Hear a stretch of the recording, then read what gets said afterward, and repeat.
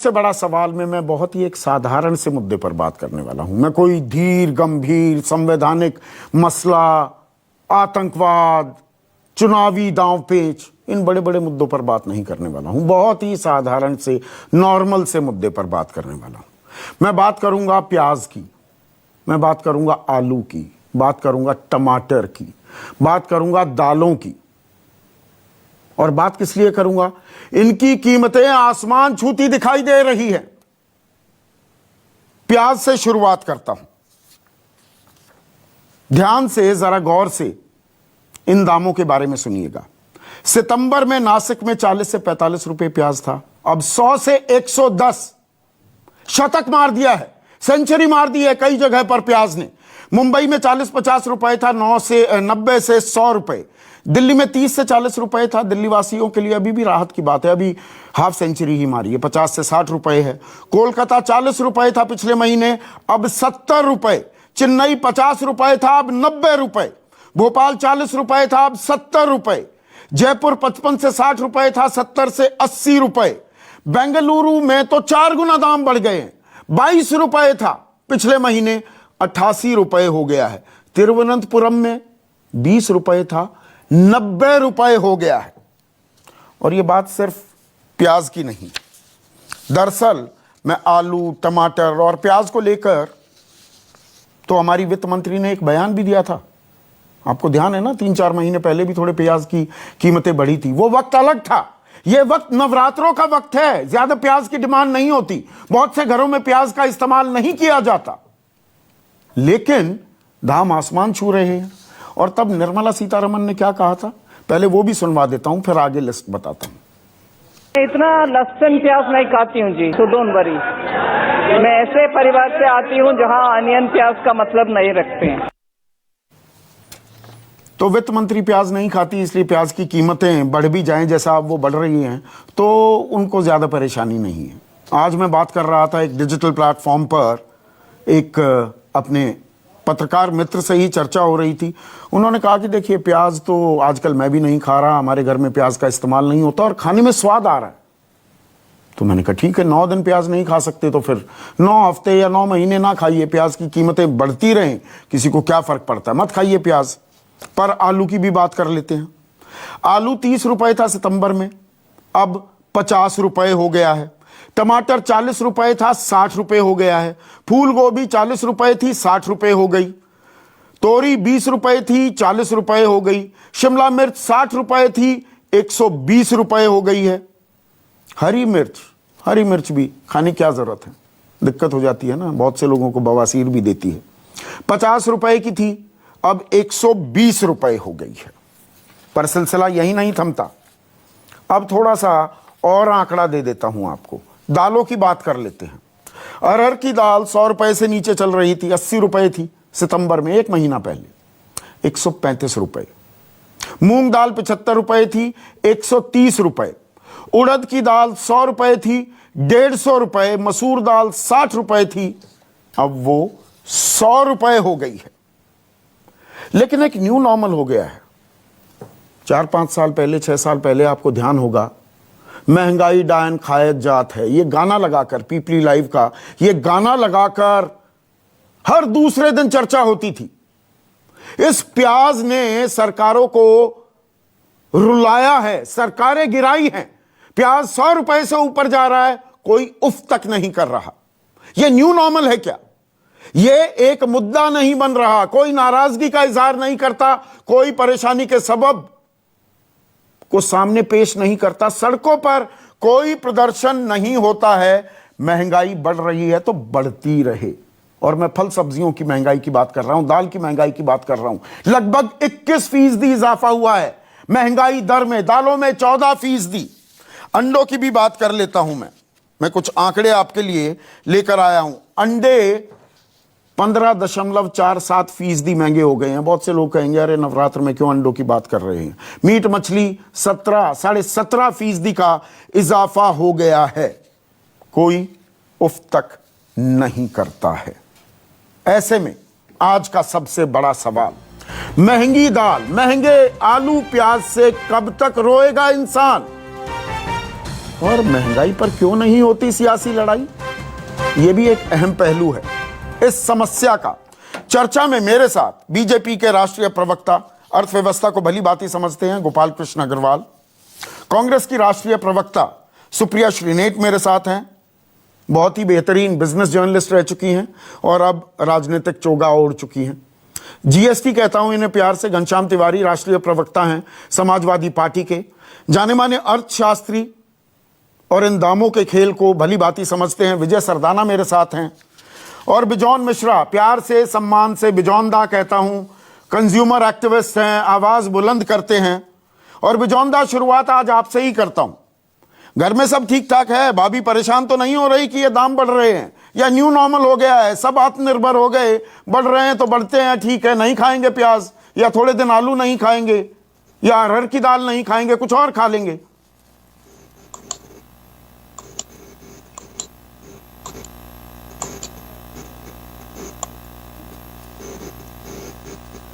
बिजौनदा, आपको आवाज आ रही है? नहीं लगता है बिजौनदा तक आवाज नहीं गई। गोपाल बाबू, आप ही के घर में कुछ ऐसा ही हाल है क्या? आपसे पूछ लेता हूं।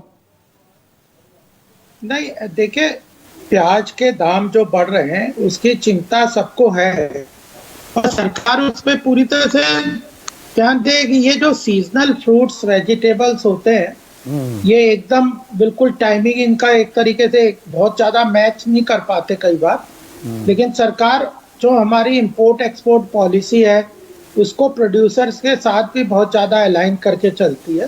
तो ब्याज के दाम जो बढ़ रहे हैं उसकी चिंता अगर आपको है तो सरकार को भी पूरी तरह, हम उसको रेगुलरली मॉनिटर कर रहे हैं और ये कंट्रोल में आ जाएंगे। कंट्रोल में आ जाएंगे। सीजनैलिटी आपने बता दिया कि मौसम के चलते ऐसा हो रहा है, पर यहां पर जो 21% महंगाई दर है ना फल सब्जियों की, और इसमें प्याज भी शामिल है, ये दरअसल ईयर ऑन ईयर बेसिस होता है। गोपाल बाबू, आम आदमी नहीं समझ पाता, आप समझते हैं अर्थव्यवस्था को मुझसे बेहतर। पिछले साल 100 रुपए में जो सब्जी खरीद रहा था, अब उसे खरीदने में मुझे 121 रुपए की जरूरत है। ये सीजनैलिटी मत बताइए, पिछले साल भी यही मौसम था, यही हाल था अक्टूबर में, इस बार के अक्टूबर में मुझे 121 रुपए खर्च करने पड़ेंगे, पर कोई उफ नहीं कर रहा। नहीं, देखिए संदीप जी, दो चीजें आपको समझनी चाहिए।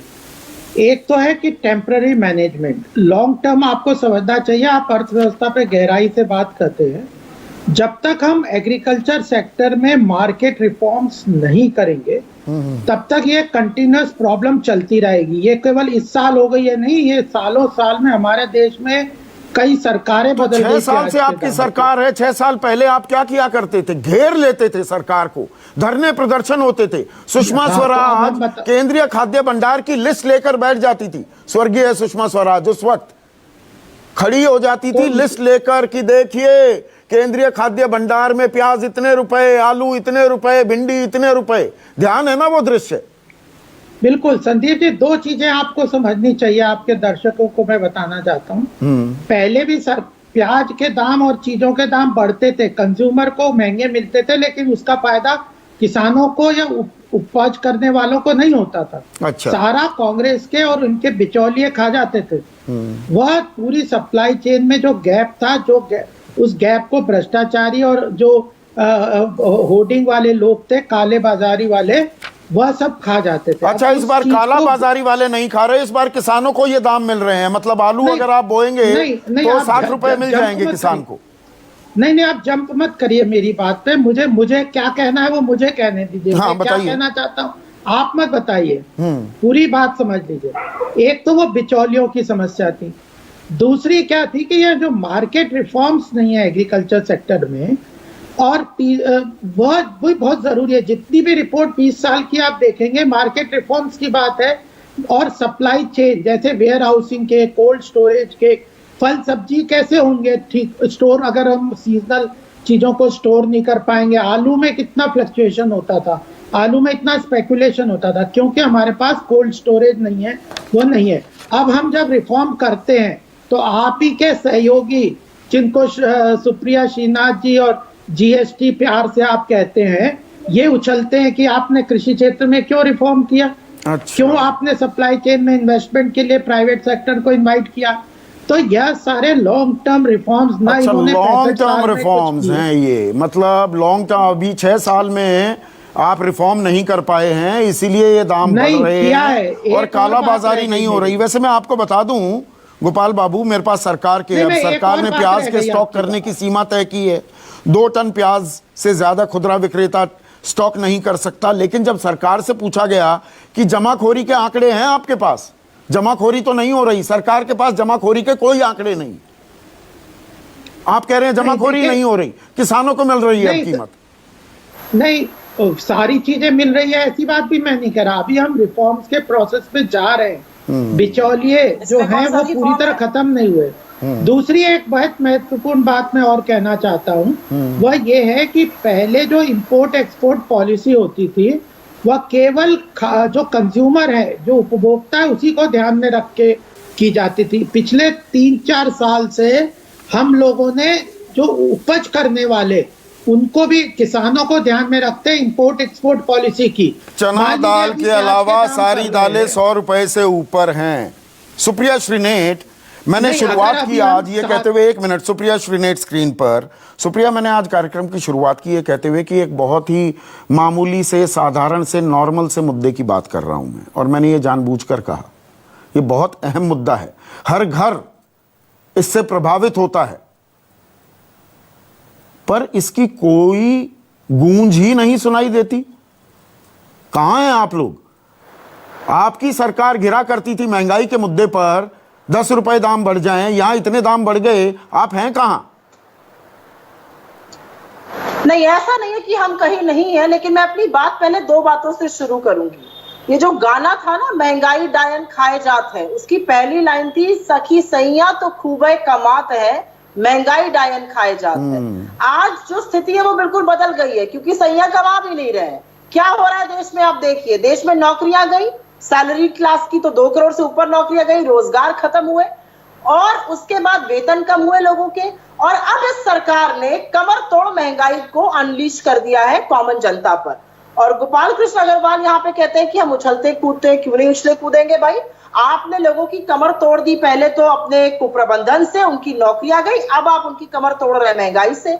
और आंकड़े तो आपने बता दिए, तो मैं रिपीट नहीं करूंगी, लेकिन मैं 2-4 चीजें जरूर बोलूंगी प्याज के मामले में। प्याज एक ऐसी कमोडिटी है जिसका जितना दाम बढ़ता है उसका 1 पैसे का लाभ किसान को नहीं आता है। शायद गोपाल कृष्ण अग्रवाल को इस प्याज की इकोनॉमी के बारे में ही नहीं पता है। कंपटीशन कमीशन ऑफ इंडिया कहता है कि कार्टेलाइजेशन और मोनोपोली के चलते प्याज की कीमतें बढ़ती गई, और उसका सबसे ज्यादा फायदा उनकी रिपोर्ट के अनुसार, जिसको सरकार एंडोर्स करती है, कहती है जमाखोरों और बिचौलियों को होता है। सरकार उनके खिलाफ कोई एक्शन नहीं लेती है, बैंडेड सोल्यूशन करती है, इंपोर्ट इधर रिलैक्स किया। आप मुझे एक बात बताइए, सितंबर में वेजिटेबल प्राइसेस 21% बढ़े थे, दालों के दाम लगभग 15% बढ़े थे। आपको पता था त्योहार आने वाले, आप किस चीज का इंतजार कर रहे थे? आपने क्यों बढ़ने दिए ये दाम? ये बताइए आप मुझे। और आप ये कह के अपना पलड़ा नहीं, अगर बरसात आ जाए सुप्रिया, 6 लाख मीट्रिक टन प्याज बर्बाद हो जाए तो दाम तो थोड़े बढ़ेंगे ही। अब मैं उसकी भी असलियत बता देती हूँ आपको संदीप जी। असलियत यह है कि जो साल दर साल का डेटा अगर आप देखिए, और मैंने उसका अध्ययन किया है, हम 1981 में लगभग 2.3 मेट्रिक टन ही प्रोड्यूस करते थे, अब हम 25 मेट्रिक टन के लगभग प्रोड्यूस करते हैं। खपत हमारी 15 मेट्रिक टन के आसपास की है। बरसात से केवल 5 से 10% असर पड़ता है खपत पैदावार पर। यह एक फलसफा कर दिया गया है कि इससे बहुत प्रभाव पड़ जाता है। प्रभाव बिचौलियों और जमाखोरों की वजह से पड़ता तो है। मतलब कालाबाजारी चल रही है, आप ये कह रही हैं। नासिक के ही आंकड़े देखिए, पिछले महीने नासिक में प्याज 40 से 45 रुपए प्रति किलो बिक रहा था। खुले बाजार की बात कर रहा हूं, सबसे बड़ी मंडी है लासलगांव, आप भी जानती है, मैं भी जानता हूं। अब वहां पर 100 से 110 रुपए प्रति किलो प्याज, मैं हब की बात कर रहा हूं। और इसीलिए मैं कह रही हूं कि ये सरकार हमें प्याज के आंसू रुला रही है, और ये सिर्फ आंख पर धूल झोंकने के लिए इन्होंने इंपोर्ट रिलैक्सेशन थोड़ा बहुत कर दिया है। गोपाल कृष्ण अग्रवाल यहां पर बैठ के कह रहे हैं हम कंज्यूमर के पॉइंट ऑफ व्यू से नहीं, हम प्रोड्यूसर के पॉइंट ऑफ व्यू से बताते हैं। अब उसकी भी असलियत सुन लीजिए। जो किसान होता है उसको 5 से 7 रुपया का प्रॉफिट होता है, जो थोक व्यापारी होता है उसको 10 से 15% का होता है। 25, 30, 40, 50% का जो फायदा होता है वो बिचौलियों और जमाखोरों को होता है। उनके खिलाफ जब तक एक्शन नहीं होगा, बिचौलियों के फेवर में तो आप खड़े हैं, कीमतें नीचे नहीं बिचौलियों के प्रधानमंत्री कह रहे हैं, आज बिहार में थे, बिचौलियों के फेवर में तो आप खड़े हैं, तभी तो एमएसपी। प्रधानमंत्री कुछ भी कह देंगे और हम मान लेंगे। प्रधानमंत्री ने तो हर तरह के किसान विरोधी कानून लाके खड़े कर दिए, तभी आप देख रहे हैं कि बिहार में कैसे एमएलए और मंत्रियों को जनता मार मार कर भगा रही है, सभाएं नहीं करने दे रही है। फूट कर दिया नीतीश कुमार और उप मुख्यमंत्री को, उनकी सभा नहीं होने दी। जहां योगी जी गए थे प्रवचन देने उत्तर प्रदेश से, पर आपने मेरे मूल सवाल का जवाब नहीं दिया। मूल सवाल का जवाब नहीं दिया। महंगाई पर क्यों नहीं हो रही सियासी लड़ाई? आप खामोश क्यों हैं? हम कहां ये मुद्दा उठ रहा है? दीजिए, हम आवाज उठा रहे हैं। नहीं, आप मेरी बात सुनिए, हम आवाज उठा रहे हैं, हम लगातार महंगाई के खिलाफ। लेकिन आपके जैसे पत्रकार बहुत कम है। आज आपके शो को छोड़कर मैं दावे के साथ कह सकती हूँ किसी और टीवी चैनल ने महंगाई पर शो नहीं किया होगा। और क्यों नहीं करा होगा? क्योंकि ये सरकार को कटघरे में खड़ा करेगा और मीडिया इस पे बात नहीं करना चाहती है। नहीं, इसमें सरकार को कटघरे में कौन खड़ा होता है कौन नहीं, उससे हमें कोई लेना देना नहीं। आम आदमी का सरोकार किस मसले से है, बिजौंदा राजनीतिक चर्चा आगे बढ़ाऊंगा। आम आदमी का सरोकार है ना, प्याज, आलू, टमाटर, दालों के दाम बढ़ते हैं, ये आम आदमी का मुद्दा है ना। बिल्कुल, और ये उठना चाहिए ना। इसकी गूंज बिल्कुल बंद हो गई है। ये न्यू नॉर्मल है क्या बिजौंदा? घर में सब परेशान हैं, जिससे मैं बात करता हूं कि भाई बहुत दाम बढ़ रहे हैं, पर गूंज नहीं है। बिल्कुल नहीं है, बिकॉज जो जिसको इसके बारे में सोचना चाहिए वो तो बैठ के चैनल के पीछे लग गए हैं, चैनल के ऊपर शो कॉज नोटिस भेज रहे हैं। उनका काम तो चैनल के पीछे दौड़ने का हो गया है। वो तो अब आम जनता के लिए सोच ही नहीं रहे, उनके पास समय नहीं है। यू सी संदीप जी, एक बात को समझ लीजिए कि ये जो मुद्दा है ये स्टेट सब्जेक्ट है, इससे सेंट्रल गवर्नमेंट का कोई लेन देन नहीं है। प्राइस को मेंटेन करना स्टेट गवर्नमेंट का है, बिचौलियों को पकड़ना स्टेट गवर्नमेंट को है। अच्छा, बिचौलियों को और क्या, प्राइस कंट्रोल। तो मतलब जो वर्तमान प्रधानमंत्री उस वक्त गुजरात के मुख्यमंत्री थे, नरेंद्र मोदी जी या सुषमा स्वराज, अरुण जेटली, स्मृति ईरानी, मनमोहन सरकार को घेरती थी, वो गलत घेरती थी। एक मिनट शुक्रिया, मैं आ रहा हूं अभी। बिजौंदा, इसको पॉलिटिकल रूप मत दीजिए संदीप जी, ये बहुत गंभीर चर्चा है, ये बहुत गंभीर चर्चा है। राजनीतिक फैसलों के चलते महंगाई बढ़ती है या घटती है ना, पॉलिटिकल तो है ये इशू, क्यों नहीं है? उससे मैं क्यों भागूं कि ये पॉलिटिकल इशू नहीं है? ये बिल्कुल पॉलिटिकल। आज के दिन में ये समझना है हम लोगों सबको कि कॉन्स्टिट्यूशन के बेसिस पे स्टेट्स गवर्नमेंट्स के क्या क्या राइट्स है और उनका क्या जिम्मेदारी है। Price control is state subject, agriculture farming is state subject. तो मैंने नासिक हो गया महाराष्ट्र, मुंबई हो गया महाराष्ट्र, एक मिनट सुनिए, दिल्ली में आम आदमी पार्टी की सरकार, कोलकाता यानी कि तृणमूल कांग्रेस की सरकार, चेन्नई में डीएमके की एआईडीएमके की सरकार, भोपाल में बीजेपी की सरकार, जयपुर में कांग्रेस की सरकार, जम्मू केंद्र शासित प्रदेश, बेंगलुरु में बीजेपी की सरकार, तिरुवनंतपुरम में वाम खेमे की सरकार, मतलब सारी सरकारें नाकाम हैं, आप ये कह रहे हैं। तो आपको ये समझना चाहिए कि आज के दिन में हम लोग पिस जा रहे हैं, क्योंकि आज करेजियसली रिफॉर्म्स लाया जा रहा है, फार्मिंग सेक्टर में रिफॉर्म्स लाया जा रहा है, नया कानून लाया जा रहा है। क्यों? क्योंकि बिचौलियों को हटाना है, लेकिन स्टेट गवर्नमेंट रास्ता रोको आंदोलन शुरू कर दिया। तो ये जो भोपाल में हो रहा है या जो जम्मू में हो रहा है, बेंगलुरु में हो रहा है, ये कैसे हो रहा है? एक सेकंड में अभी आ रहा हूं, शुक्रिया, सबको मौका मिलेगा। हाँ, पहले विषय को समझिए।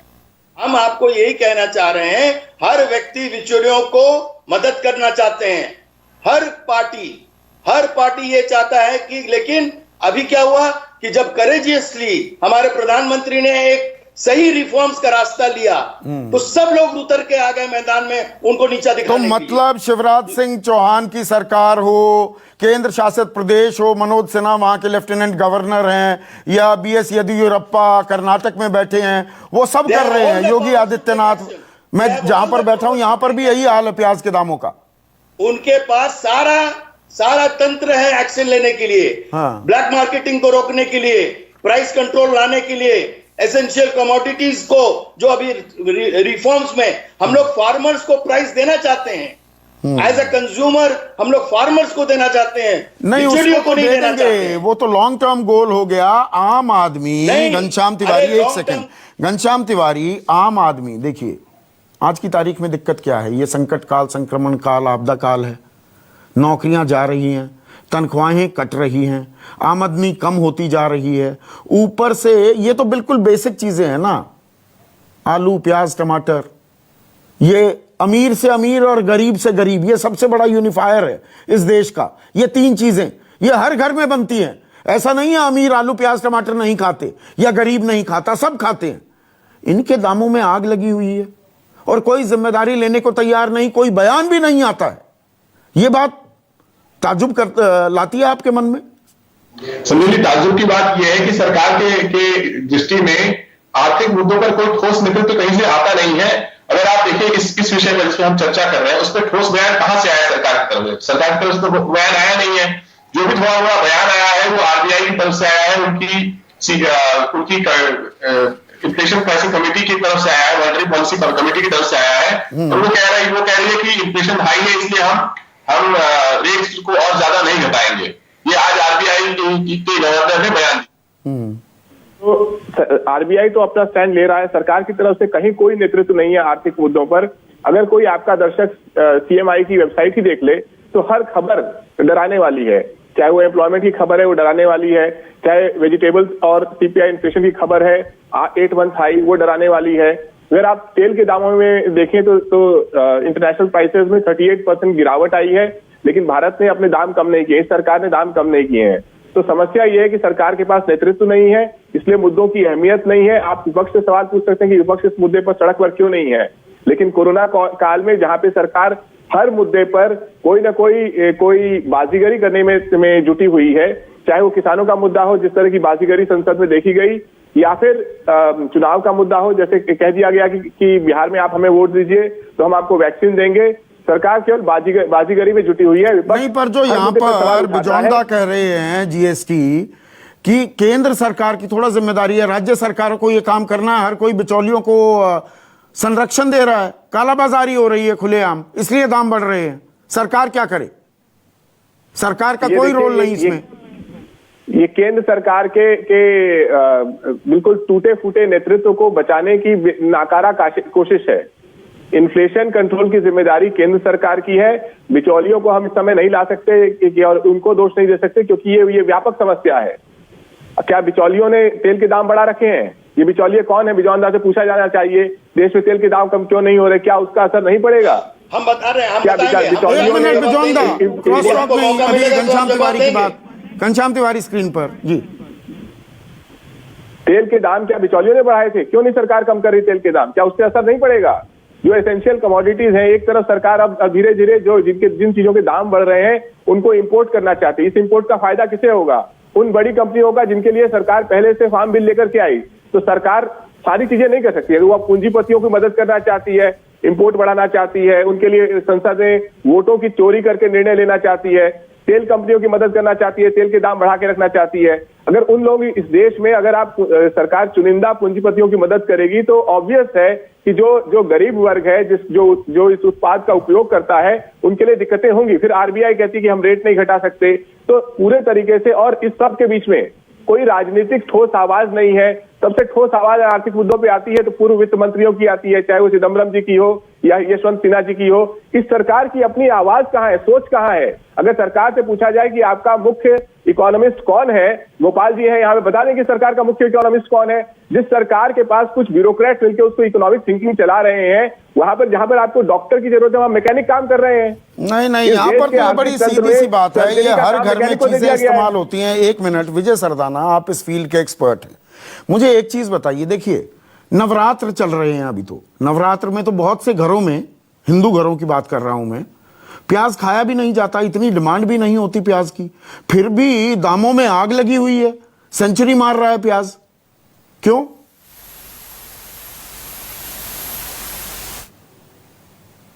प्याज की महंगाई पहली बार नहीं आई है। 200 रुपए तक प्याज गए थे, अभी तो 100 ही पहुंचे हो आप। अच्छा, दालों इंतजार में करें, अभी अभी आप डबल 200 सेंचुरी का इंतजार करें। मैं वही कह रहा हूं, आप देखिए इस देश को आपने बहुत अच्छी तरह से समझा है, नहीं समझा तो मैं एक लाइन में मैं आपको बता देता हूं। इस देश में जब तक क्राइसिस नहीं होता कोई सुधार नहीं होता।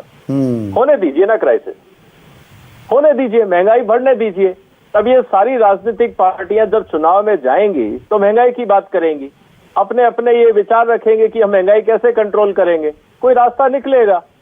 कहने का मतलब ये है कि इस देश में अगर आपको कोई सुधार करना है, चाहे प्याज के दाम कंट्रोल करने हैं, चाहे वेजिटेबल करना है, चाहे कुछ भी सुधार करना है, आप इस देश में जब तक क्राइसिस नहीं लाएंगे ये देश नहीं सुधरता है। और ये आमदनी कम हो रही है विजय सरदाना, नौकरियां जा रही हैं लोगों की, तनख्वाहें कट रही हैं, ये बेसिक चीजें हैं, ये हर घर को खरीदनी होंगी, और दाम दुगने 4 गुने भी हो गए हैं बहुत जगह। दालों का भी यही हाल है। देखिए मैं आपसे वही कह रहा हूं संदीप जी, पिछली बार सुधार कब हुआ था? जब दिल्ली सरकार 98 में जब बीजेपी की गवर्नमेंट गिरी थी, तब हिंदुस्तान में पहली बार कोल्ड चेन पॉलिसी आई थी। जब दाल के दाम 200 पार हुए थे तब हमने सीरियसली दालों पे सोचना शुरू किया था, पॉलिसीज आई थी। होने दीजिए ना महंगाई। अभी तक तो ये था कि साहब बिचौलिए हैं, मंडियों में सुधार नहीं हुआ है, गड़बड़ हो रही है, अब वो एक सुधार हो गया। अब क्या जस्टिफिकेशन रहेगा? अब तो यही रहेगा ना कि आपकी प्लानिंग नहीं क्या तो है? दालों की जो आप बात कर रहे हैं, अरहर दाल 135 रुपए, मूंग दाल 130 रुपए, उड़द की दाल 150 रुपए। तो सर मैं वही आपसे कह रहा हूं, अभी तो आप C2 प्लस 50% जो स्वामीनाथन की रिपोर्ट आप लाते तो आपको 300 रुपए दाल मिलती। मैं वही कह रहा हूं, हम लोग पॉलिटिकल पार्टीज को ये तो पूछिए कि जब आप कहते हैं C2 प्लस 50% दीजिए, जरूर दीजिए, आपका MSP 150 रुपए होगा, उसके बाद दाल पे 30% प्रोसेसिंग चार्जेस हैं, उसके बाद 250 रुपए से नीचे दाल कैसे बिकेगी? आप स्वामीनाथन कमीशन भी चाहिए, आपको MSP भी चाहिए। नहीं, किसानों को मिल जाए तब तो बात समझ में आती है। किसानों को ये दाम मिल रहे हैं क्या? चाहे सब्सिडी भी ना दे, सब्सिडी के कोई टैक्स भी ना दे, मतलब पॉलिटिशियंस जैसे चाहें अपने हिसाब से आर्ग्यूमेंट उठा के खड़े हो जाएं और बहस शुरू कर दे ना। उसके नहीं, जो लोग मनमोहन सरकार को घेरते थे, 1 मिनट विजय सरदाना, अब गोपाल कृष्ण अग्रवाल कह रहे हैं कि नहीं हम रिफॉर्म्स ला रहे हैं ना, 6 साल हो गए, वो कह रहे हैं नहीं रिफॉर्म्स ला रहे हैं तो अभी हो जाएगा ठीक। मैं वही कह रहा हूं, देखिए मैं इसीलिए कह रहा हूं, आप जो आज रिफॉर्म लेके आए हो इसमें सुधार में आपको 2 साल लगेंगे। ये जब 250 रुपए प्याज या 200 रुपए प्याज बिकेगा ना, तो अगली बार किसान जो पंजाब का शोर मचा रहा है कि 18 रुपए का MSP नहीं मिलता, वो पंजाब का किसान प्याज क्यों नहीं लगाना चाहता? क्या उसको 150-200 रुपए का प्याज नहीं बेचना है, या 40 रुपए का प्याज नहीं बेचना है, उसको 18 रुपए का गेहूं ही बेचना है? कहने का मतलब ये है सिग्नल सबके पास जाएगा। तब तक हम इंतजार करें, तब सिग्नल सबके पास जाएगा, ठीक है, तब तक इंतजार करना होगा। और जो ये बात जो होती है ना कि हम रिफॉर्म ला रहे हैं, पर पहले महंगाई मुद्दा था, अब नहीं है, अभी इंतजार कीजिए, सुधार कर रहे हैं। तो गोपाल कृष्ण अग्रवाल, स्वर्गीय सुषमा स्वराज का एक बयान आपको सुनवाता हूं, मैं उसका जिक्र कर रहा था, थोड़ा बयान भी सुनवा देता हूं, फिर आगे चर्चा करेंगे। 200 रुपया किलो, जीरा 200 रुपया किलो, प्याज 20 रुपया किलो, मटर 20 रुपया किलो, बीन्स 40 रुपया किलो, भिंडी 30 रुपया किलो, घिया 40 रुपया किलो, बैंगन 30 रुपया किलो और अदरक 80 रुपया किलो। अध्यक्ष महोदय, मैं कहना चाहती हूँ कि मैंने किन चीजों के दाम आपके सामने रखे हैं, केवल वो चीजें जो शुद्ध गरीब खाता ही खाता है। मैंने दाम रखे हैं आटे और चावल के, मैंने दाम बताए हैं दालों और मसालों के। में एक भी चीज ऐसी नहीं है जो अमीर की डाइनिंग टेबल पे सजती हो। दूध, फल, पनीर, मक्खन, किसी का इसमें नाम नहीं। ये उन चीजों के दाम हैं कम से कम जिन्हें खाने का हक गरीब को मिलना चाहिए। मैंने इसमें थोड़ा सा तरमीम करके यही बात कही थी कि गरीब हो या अमीर, अमीर भी खाता है आलू प्याज टमाटर सबके घर में, और ये दालें। तो ये जो सुषमा स्वराज कह रही थी, और इसमें तो 20 रुपए प्याज का उन्होंने कोट किया, भिंडी तोरी का 30 से 40 रुपए, अभी जो है तोरी 40 रुपए है, शिमला मिर्च 120 रुपए, करेला 60 रुपए, हरी मिर्च 120 रुपए। तो ये गरीब के खाने के बारे में आप चिंतित नहीं है? जब आप विपक्ष में थे बड़े चिंतित थे गोपाल कृष्ण अग्रवाल। देखिए संदीप जी, 2-3 चीजें आपको अच्छी तरह से समझनी चाहिए। जब आप अर्थव्यवस्था के विषय को लेते हैं तो लोगों को समय भी दीजिए। आपके सरदाना जी ने और बेजान जी ने बहुत स्पष्ट रूप से विपक्ष का कच्चा चिट्ठा खोल दिया है। आप बात एक अभी सुषमा स्वराज के बयान पर मैं जवाब चाह रहा था, फिर आप अपनी बात करिएगा। सुषमा स्वराज गलत बयानी कर रही थी उस वक्त, नहीं मैं बता, या आज वक्त बदल गया? नहीं, सुषमा जी का एक बयान और सुना देते आप तो अच्छा रहता। क्या? जिसमें इन्होंने, यूपीए ने गरीबी की रेखा को 40 रुपए और 25 रुपए 26 रुपए के हिसाब से बना दिया था। नहीं, मैं बिचौलियों वाली भी सुनवा देता कि आड़ती तो एनी टाइम मनी मशीन होते हैं, ये जो कॉर्पोरेट वर्ल्ड आएगा, बाजार आएगा, उनको तो धोती और कुर्ते में से बदबू आती है, वो बयान भी सुनवा दूं क्या? नहीं, प्याज और इसके दाम कर रहे हैं, मुझे उस पे बोलने दीजिए। मैं सुषमा जी के बयान पे राजनीतिक बयान भी दे दूंगा। प्लीज बोलिए। पहली बात यह है कि सबसे बड़ी बात है, इन्होंने श्रीनाथ जी ने, सुप्रिया जी ने बोला कि मुझे कमोडिटी के बारे में क्या पता। मैं राष्ट्रीय अध्यक्ष रहा हूं कमोडिटी मार्केट एसोसिएशन का, तो मैं ये बता दूं कि सबसे बड़ी समस्या क्या है इसमें कि एक सीजनल फ्लक्चुएशन होता है प्रोडक्शन में, और अगर उसको इंपोर्ट और एक्सपोर्ट्स की पॉलिसी से सरकार अगर चेंज करती है तो किसान, अगर कमी हो जाए किसी चीज की तो उसको उस दाम का फायदा नहीं मिलता, और बढ़ जाए किसी प्रोडक्शन का तो उसको उसका नुकसान हो जाता है। तो यह पूरी तरह से किसानों के अहित की पॉलिसी थी इंपोर्ट एक्सपोर्ट की, और कंज्यूमर को केवल वोटों की राजनीति के लिए ये शॉर्ट टर्म पॉलिसी करते हैं। हमने पिछले, आपको मैं कई एग्जांपल दे सकता हूं जिसमें हमने किसानों के हित को ध्यान में रखते हुए, किसानों का हित सर्वोपरि है आपके लिए, मान लेता हूं, फेस वैल्यू पर ले लेता हूं आपके। मेरे सवाल का जवाब क्यों नहीं दे रहे? सुषमा स्वराज गलत बयानी कर रही थी क्या, जब कह रही थी गरीबों के खाने की बात कर रही हो, ये महंगे हो रहे हैं, और उस महंगाई से कहीं ज्यादा महंगे दाम है आज के? मेरा सवाल ये है। तो मैं यही तो बात बता रहा हूं कि यह जो महंगाई की जो समस्या है सीजनल फ्लक्चुएशन की, इसके लिए लॉन्ग टर्म सॉल्यूशन ही एक रास्ता है। शॉर्ट टर्म सॉल्यूशन अगर जिन सरकारों ने किया, उन्होंने किसानों का हित अहित किया है। अब मुझे लॉन्ग टर्म की डेफिनेशन भी दोबारा से पढ़नी पड़ेगी। 6 साल से आप ही की सरकार है। सुप्रिया श्रीनेट, सुषमा स्वराज कह रही है गरीबों का खाना। मैं कह रहा हूं अमीर के टेबल पर भी प्याज, टमाटर, आलू आते हैं, कोई कितना भी अमीर हो, सारे कैवियार नहीं खाते। मैं तो एक बात कहती हूँ संदीप जी कि जो खाने की चीजें हैं उस पर बहस करने से पहले एक चीज समझनी जरूरी है कि इस सरकार में एक व्यापक रणनीति, एक व्यापक आर्थिक सोच जिसका जिक्र शायद घनश्याम जी ने किया था, वो है ही नहीं। यहाँ पर वित्त मंत्री प्रहलाद झाल थी, भाई मैं तो प्याज लहसुन खाती नहीं हूँ, मैं तो इससे परिवार से नहीं आती हूँ। भाई आप ना खाती हूँ, गरीब आदमी तो सूखी रोटी के साथ प्याज ही खाता है, और आज जब वो प्याज 100 रुपए हो जाता है तो वो भी नहीं खा पा। और मैं आपको एक बात बहुत तरीके से बताना चाहती हूँ, और आपके माध्यम से दर्शकों को, कि आज की सिचुएशन बहुत अलग है।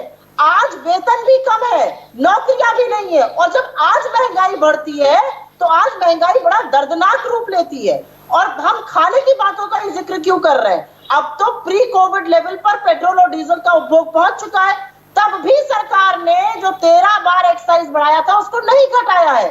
2020 में 40% कम हुआ है कच्चा तेल। हम और आप क्या दे रहे हैं पेट्रोल और डीजल के लिए? ये मुझसे बेहतर बाकी सब लोग जानते हैं। जो बिजौंदा कह रहे हैं राज्य सरकारों की प्राथमिक जिम्मेदारी है, प्याज की बात कर रहे हैं, महाराष्ट्र बड़ा प्रोड्यूसर है, वहां की सरकार किसी और चीज में ही लगी हुई है, प्याज के दाम क्यों नहीं, राज्य सरकारें क्यों नहीं कदम उठाती?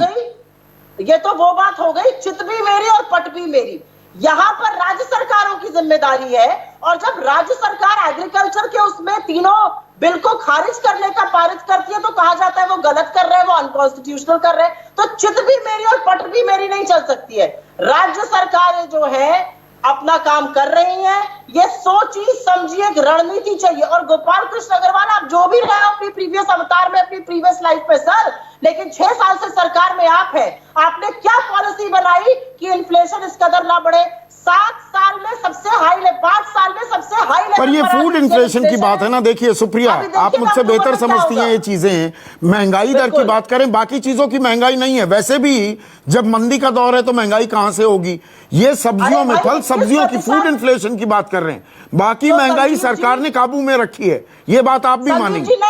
नहीं संदीप जी, अब मैं आपसे वाकिफ इसलिए नहीं रहूंगी क्योंकि रिटेल इन्फ्लेशन सितंबर के महीने में लगभग 7.5% था, जिसमें 21% उछाल सब्जियों में आई और 15% उछाल दालों में आई। अब आप देखिए अक्टूबर में कैसा हाहाकार मचता है, उसका जिम्मेदार कौन होगा, उसका उत्तरदायित्व कौन लेगा, ये बताएं जरा मुझे। हर चीज आरबीआई के पाले में डाल देना और अपना चुपचाप बैठ के कुछ ना करने से बात नहीं बनेगी। टॉकअप इकोनॉमी से अर्थव्यवस्था नहीं संभलती, अर्थव्यवस्था संभलती है सुचारू रणनीति से, जो इनके पास किसी भी व्यक्ति में है ही नहीं। ये सच है और ये गरीबों का दर्द नहीं समझते। विजय सरदाना, जो मैंने सुषमा स्वराज का बयान सुनवाया, और उस वक्त तो वो 20 रुपए प्याज पे भी हल्ला काट रही थी और सब्जियां 40 रुपए 50 रुपए, उन सबसे कहीं ऊपर आज की तारीख में दाम है। तो क्या हमारी प्रायोरिटीज बदल गई, हमारे मुद्दे बदल गए, राजनीतिक विषय बदल गए हैं क्या? बिल्कुल सही कहा आपने। ना इस देश में पॉलिटिकल पार्टीज को और ना मीडिया को चिंता है महंगाई की। आप बता दीजिए कि कितने चैनल या कितने पॉलिटिशियन आज तक महंगाई को लेकर सड़क पे आए, आप खुद बोल रहे हैं। आज बात इस बात की है संदीप जी, समझना इस बात को होगा कि जब सुषमा जी ने कहा था, शायद 10-15 साल पहले कहा होगा, आज हम बात कर रहे हैं, हर साल हम 1.5 करोड़ आबादी इस देश में जोड़ते हैं, ठीक है। पिछले 10 साल में करीब 25 करोड़ की आपकी करीब 15 करोड़ के 10 से 15 करोड़ के बीच में आबादी इस देश में बढ़ जाती है। लेकिन आंकड़े वही पुराने होते हैं। आप किसी भी राज्य सरकार से पूछ लीजिए उनका एग्रीकल्चर प्लान क्या है, उनके यहाँ जो आबादी बढ़ी है उसका खाना खिलाने का इंतजाम वो क्या कर रहे हैं। एक राज्य सरकार का फूड सिक्योरिटी प्लान बता दीजिए मुझे इस देश का, एक का, चाहे वो कांग्रेस हो, बीजेपी हो, किसी भी पार्टी का हो। भारत सरकार का फूड सिक्योरिटी प्लान बता दीजिए, चाहे मनमोहन सिंह जी थे, चाहे मोदी साहब हैं। अरे चिंता ही नहीं है भाई, राम भरोसे है ये देश, ये राम का देश है। चाहे वो कांग्रेस हो, एक ट्वीट आपके राहुल गांधी ने किया अपने सीएम को, कांग्रेस के सीएम को, कि भैया आप महंगाई पे क्या स्टेप उठा रहे हैं, या आपका फूड सिक्योरिटी प्लान क्या है। मैं आपसे एक चीज पूछ रहा हूँ, नहीं, आपने राहुल गांधी का जिक्र किया, प्रधानमंत्री मोदी का या सत्ता पक्ष का आपने जिक्र नहीं किया। उधर से कोई ट्वीट आया कि भाई ज्यादा राज्य तो बीजेपी शासित हैं। बात तो पूरी होने दो यार। हाँ बोलिए, बात पूरी होने दो। हाँ, एक लाइन में मैं कहना चाहूंगा, आज आप ओपन चैलेंज कर दीजिए सारे chief minister including central government को। आपको महंगाई तब बढ़ती है जब डिमांड ज्यादा होती है, सप्लाई कम होती है। इसका मतलब लोगों को खाने की डिमांड है, सप्लाई नहीं है। किसी भी राज्य सरकार को ओपन चैलेंज दे दीजिए, किसी भी चीफ मिनिस्टर को, आप अपना अपना फूड सिक्योरिटी प्लान बताइए, आपके राज्य का कहां, इंक्लूडिंग सेंट्रल गवर्नमेंट, आपके सामने सब खुल जाएगा। किसी के पास कोई प्लान नहीं है, ये सिर्फ चुनावी तमाशे होते हैं। आज महंगाई है, चुनाव में महंगाई बढ़ गई, 5 दिन बाद कम हो जाएगी, फिर सब भूल जाएंगे। और आने वाले समय में मैं आपको बता रहा हूं संदीप जी, अगले 5 से 7 साल में महंगाई जिस स्तर पे जाएगी आप सोच भी नहीं सकते। ठीक है बिजौंदा, एक मिनट बिजौंदा, देखिए बहुत अहम बात कर रहे हैं यहाँ पर विजय सरदाना। किसी को चिंता नहीं है, कोई हमारी प्लानिंग नहीं है। ये आपने जो कहा राज्य सरकारों की, मैं केंद्र सरकार ड्राइविंग फोर्स होती है। सुप्रिया श्री ने ठीक कह रही हैं, 3 किसान कानून बनाती है तो केंद्र सरकार बना रही है। तो यहां पर कोई मिलीजुली आपको रणनीति दिखाई देती है क्या? ये फॉर गॉड सेक, ये तो आलू प्याज टमाटर की बात है, गरीब से गरीब आदमी खाता है, इसके दाम तो हम कंट्रोल कर सकते हैं। ये संकट काल है, आज की तारीख में वैसे ही दिहाड़ियां जा रही हैं, नौकरियां जा रही हैं, इनको तो कंट्रोल में रख सकते हैं ना। बिल्कुल, आप यदि के अंदर में यदि मानसिकता है कि हम करेंगे, कंट्रोल करेंगे, तब ना आप कंट्रोल करोगे। आप यदि कंट्रोल नहीं करना चाहोगे तो आप कैसे कंट्रोल कर सकोगे? तो आज देखिए, केंद्रीय सरकार केवल कानून और रेगुलेशंस का एक रूपरेखा दे सकता है, लेकिन उसका इम्प्लीमेंटेशन ऑलवेज स्टेट गवर्नमेंट करते हैं। इसी आप देख लीजिए, even food corporation of India जो केंद्रीय सरकार के अंडर में है, लेकिन उसका जो शाखाएं हैं स्टेट्स में, वो स्टेट गवर्नमेंट चलाते हैं। वो स्टेट गवर्नमेंट अपने पूंजी से एकत्रित करके उसको वेयर हाउसिंग करते हैं। आज हमारे कोल्ड चेन है कहाँ? आज हमारे किसानों के लिए वेयर हाउसिंग फैसिलिटी है कहाँ? नहीं है। तो राज्य ही बनाएंगे, केंद्र की कोई जिम्मेदारी नहीं। इतने सॉफ्ट क्यों हो रहे हैं केंद्र सरकार पर बिजौंदा? इतने सॉफ्ट क्यों हो रहे हैं आप केंद्र सरकार पर? नहीं, सॉफ्ट नहीं हो रहे हैं। हम आपको संदीप जी, अब हमको जानते हैं 20 साल से। हाँ, इसीलिए तो ये सवाल पूछना पड़ा। 20 साल में पहली बार पूछा कि केंद्र सरकार पर सॉफ्ट क्यों हो रहे हैं आप। केंद्र सरकार पर हमेशा आक्रामक रहे हैं। हम आपको ये कहना चाह रहे हैं कि किसी व्यक्ति एक नेतृत्व देके हमारे प्रधानमंत्री एक करेजियस रूप ला रहे हैं। अच्छा, हम ये नहीं कह रहे हैं कि सारे लोग जो आलू प्याज सही काम कर रहा है। आलू प्याज टमाटर के दाम कंट्रोल नहीं हो पा रहे हैं। ये देखिए, ये अपने आप में बहुत ही दुखद बात है ना। जीएसटी, आलू प्याज टमाटर हम नहीं, उनके दाम नहीं कंट्रोल कर पा रहे। ऐसे वक्त में ये मुश्किल वक्त है, लेकिन ये अनप्रेसिडेंटेड नहीं है। ऐसा नहीं है कि सरकार अगर एक सोच रखती तो सरकार इस सोच पर अमल नहीं कर सकती थी। ऐसे समय में जब मैसिव लॉकडाउन था, सरकार अगर प्लानिंग करती, इसमें सरकार के नेतृत्व की कमी आपको हर स्तर पर दिखाई दे रही है। अगर आप एग्रीकल्चर प्रोड्यूस की बात करें तो क्या आपको कृषि मंत्री की आवाज सुनाई देती है? कृषि बिल इतने बड़े लाए, उसमें उन्होंने खुद किसानों से बात नहीं की। आज तक भारतीय जनता पार्टी नहीं बता पाई है कि किन किसानों से कंसल्ट करके वो बिल लाए गए। जहां तक केंद्र सरकार के बाकी मंत्रालयों की बात है, अगर राजनीतिक नेतृत्व एब्सेंट हो जाएगा तो जवाबदेही किसकी रहेगी? क्या इसीलिए मैंने ये सवाल पूछा था कि भाई महंगाई पर क्यों नहीं होती सियासी लड़ाई? राज्यों और केंद्र में तकरार होते हैं, तमाम बातों पर होते हैं। ये आपके मेरे हम सब से जुड़ा एक मसला है। घर में खाने की बात है, गरीब हो या अमीर सबको जरूरत होती है। तो ये दाम काबू क्यों नहीं रखे जा सकते ऐसे मुश्किल वक्त में भी? इस बारे में आप सोचिए, ये एक बड़े मुद्दे होते थे किसी जमाने में। आप सभी का बहुत बहुत शुक्रिया। आज के लिए बस इतना ही। नमस्कार।